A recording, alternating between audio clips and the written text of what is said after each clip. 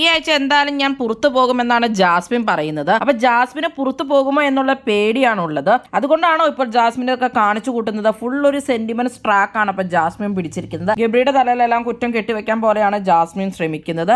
ഇതിൽ ആക്ച്വലി രണ്ടുപേരും ഈക്വലി ഇതിൽ റെസ്പോൺസിബിൾ ആയിട്ടുള്ളവരാണ്. തുടക്കത്തിൽ തന്നെ ഇവർ കോംബോ സെറ്റ് ചെയ്യുകയും അത് കഴിഞ്ഞിട്ട് ഇങ്ങനെയൊക്കെ ആവുകയൊക്കെ ചെയ്തു. ഇപ്പോഴാണോ ശരിക്കും പറഞ്ഞാൽ ജാസ്മിന് മനസ്സിലായത് ഇവർ പ്രണയത്തിലായി എന്നൊക്കെ ഉള്ളത്? ഇവർ അല്ലെങ്കിലും പറയുന്നതാണ് പ്രണയത്തെ കൺട്രോൾ ചെയ്ത് വെച്ചിരിക്കുകയാണെന്നൊക്കെ. അപ്പോൾ ഓൾറെഡി ഇവർക്ക് പ്രണയം വന്നിട്ടാണല്ലോ ഇവർ കൺട്രോൾ ചെയ്ത് വെച്ചിരിക്കുന്നത്. എന്തൊക്കെയാണോ എന്തോ. ഗബ്രി അപ്പൊ ഇന്നലെ പറഞ്ഞിട്ടുണ്ടായിരുന്നു ഈ പ്രശ്നത്തിലൊക്കെ ക്ലാരിറ്റി കിട്ടണമെങ്കിൽ നമ്മളിൽ ഒരാൾ പുറത്തു പോകണം എന്നുള്ളത്. അപ്പൊ ഇന്ന് ജാസ്മിൻ പറയുകയാണെങ്കിൽ ഞാൻ എന്തായാലും പുറത്തു പോകും, അതിനുള്ള മറുപടി നമുക്ക് സൺഡേ കിട്ടുന്നതാണ് ലാലേട്ടന്റെ ഇതിൽ. അപ്പൊ ഇവിടെ നിന്ന് തന്നെ ഒരാൾ ഇട്ട് കൊടുത്തേക്കുവാണല്ലോ എന്നുള്ള രീതിയിൽ ഗബ്രീനെയാണ് അപ്പൊ ജാസ്മിൻ ഉദ്ദേശിച്ചത്.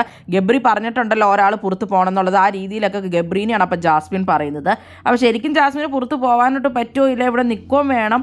ഈ ആഴ്ചയാണെങ്കിൽ ജാസ്മിൻ നോമിനേഷനിലുണ്ട്, ഗബ്രി ആണെങ്കിൽ നോമിനേഷൻ ഇല്ല.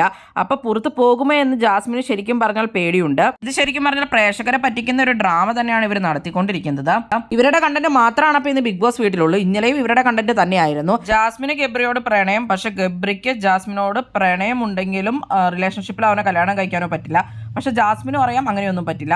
പക്ഷെ ഗബ്രി ഇനി മുതൽ ജാസ്മിനോട് ആ രീതിയിൽ മാത്രമാണ് പെരുമാറാമുള്ളൂ. പ്രണയമുള്ള രീതിയിലൊന്നും കാണിക്കാൻ പാടില്ല, ഫ്രണ്ട്സ് ആയിട്ടിരിക്കണം എന്നൊക്കെയാണ് ജാസ്മിൻ്റെ ഇത്. പക്ഷെ ഗബ്രിക്ക് അങ്ങനെയൊന്നും പറ്റില്ല, എനിക്ക് വരുന്ന എക്സ്പ്രഷൻസ് എല്ലാം ഞാൻ കാണിക്കും എന്നും പറഞ്ഞിരിക്കുകയാണ് ഗബ്രി. ഗബ്രിക്ക് ജാസ്മിനുമായിട്ട് ഒന്നിച്ച് കളിക്കണമെന്നും എന്നാൽ ജാസ്മിനെ ഒറ്റയ്ക്ക് കളിക്കണമെന്നും ഒക്കെയുള്ള രീതിയിലാണ് ഇപ്പോൾ അവർ സംസാരിച്ചുകൊണ്ടേ ഇരിക്കുന്നത്.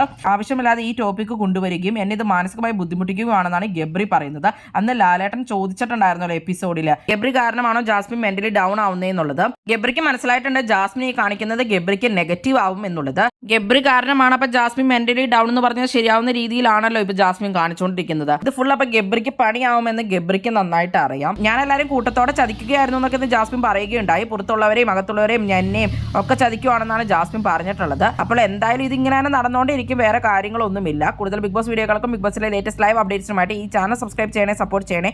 അടുത്തൊരു വീഡിയോയുമായി ഉടനെ കാണാം.